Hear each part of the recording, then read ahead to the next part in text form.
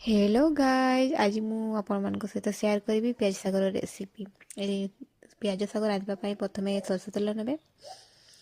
तापर सरसो तेलटा टिके गरम हो गला परे आपण सेठी जीरा दे देबे।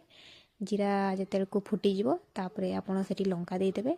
लंकाटा जेते को टिके फुटी जिवो तापरे सेठी मु आलू ऐड करूची। आपण माने आलू ऐड भी करि पारंती कि न भी करि पारंती। एमती किए एमती भी रोषे करती किंतु मु भाबुची आज टिके आलू देकी रोषे करी। तो आलूटा जिते पर्यंत सीझी नथिबो माने टिके रेड रेड हेई नथिबो माने भजा अंश ही नथिबो सेते पर्यंत आपण आलूटा को घांटीबे। ए देखंतु एबे पूरा नाली नाली हमर आलूटा हे जाईची।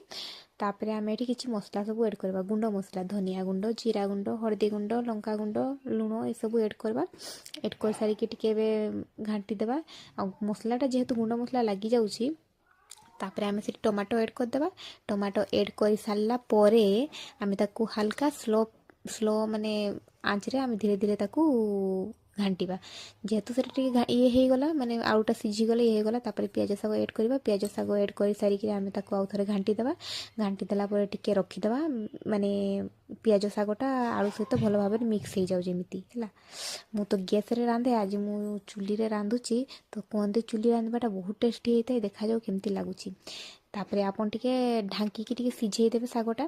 सागटा ये देखंतु मु ढांकी की सिझेई देला परे मोर सागटा केमती कलर दिसची।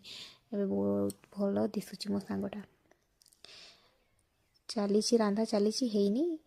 तापरे आपण जेते को पियाज सागटा टिके हल्का हे गला सेते आपण टिके रसुण छेंची की सेठी दे देबे। रसुण छेंची की दे सारी की आपण आउ थरे सागटा को एपट सेपट करी की टिके चलेई देबे। मोर पियाज सागटा हे गला। जदी रेसिपी टे भल लागिला लाइक करन।